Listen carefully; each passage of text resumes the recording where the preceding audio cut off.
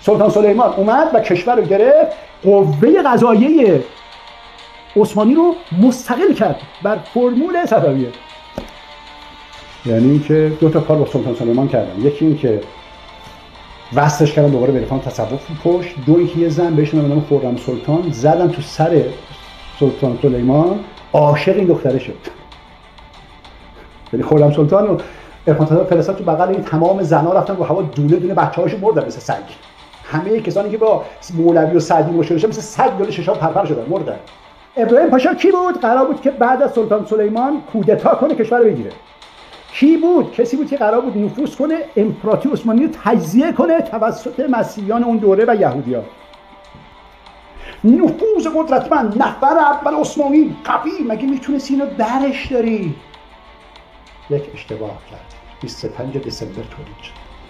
پسر یک صوفی رو کشت. این شد اشتباه دوم. ورق کلا عوض شد.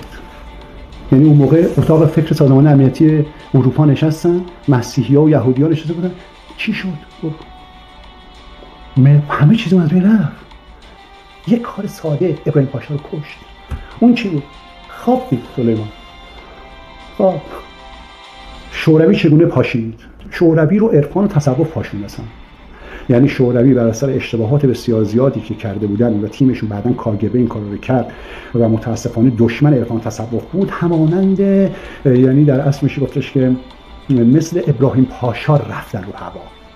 از درون شوروی گروهی از عرفان و تصوف قیام کردن و شوروی دید راهی نداره جز پاشیدن و کرسی و حکومت رو تحویل تیم دیگری داد که اسمش الان هست روسیه. پس مثل همون که 200 سال قبل عثمانی تولید شد تا بعدها صفویه بیاد، شوروی رفت رو هوا تا امپراتوری پارس بیاد.